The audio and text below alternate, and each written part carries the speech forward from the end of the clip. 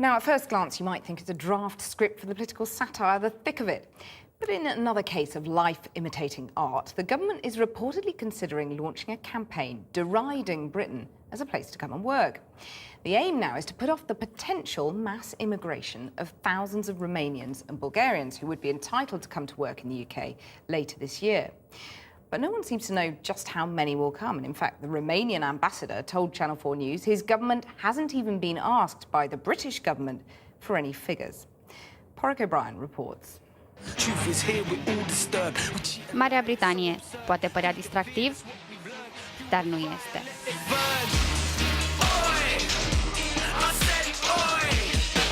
Străzile nu sunt pavate cu aur. Dimpotrivă, precum fluviul Dunărea, străzile sunt inundate cu excremente și vărsături. Străzile, când nu sunt sub incendiu, sunt inundate de ploaie și sloată. De fiecare dată când ninge, întreaga națiune își pierde controlul.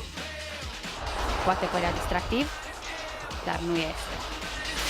We couldn't resist making a spoof Don't Come to Britain ad. Unnamed Downing Street sources over the weekend mooted the idea of some sort of ad campaign to deter Romanians and Bulgarians from coming.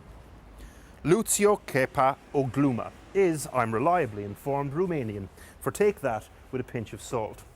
It was confirmed today, though, that ministers are exploring ways of preventing a surge in emigration from these countries at the end of the year. There's a row brewing over how many will come. No, don't worry. We wouldn't invade you. Today we spoke to both countries' ambassadors. I know that there is a fear that what happened with Poles, Czechs, Hungarians happened in 2004 could be repeated now.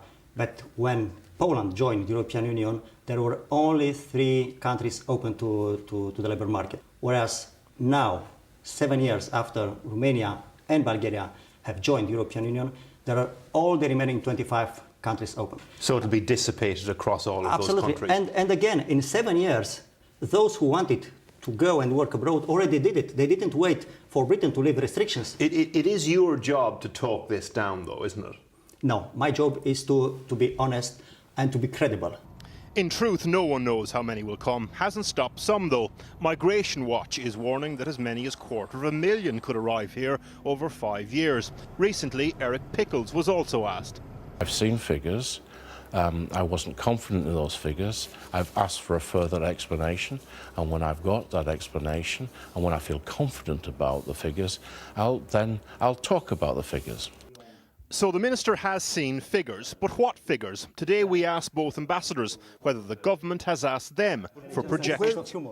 But where do you think he got the figures from? Ask him, I don't know. Maybe Did he get them from you? Did he get them from your government? No. Did they ask you about your estimates? No. The Bulgarian ambassador ditto. He won't hazard a guess on numbers, but says Ireland's recent experience, although very different, is relevant because they lifted the same restrictions just last summer. The result is that between the summer 2012 and, say, the beginning of the year 2013, only 380 Bulgarians have chosen to additionally go to Ireland and seek jobs there.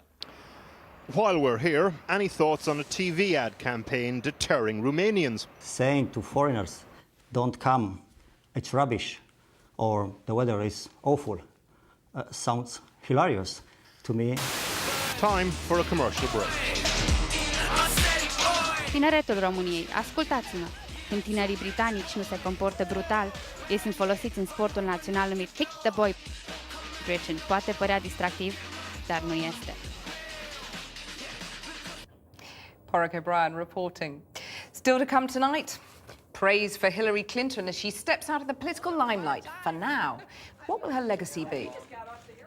And at 20 to 8, the biggest ever doping trial in the history of sport gets underway in Spain.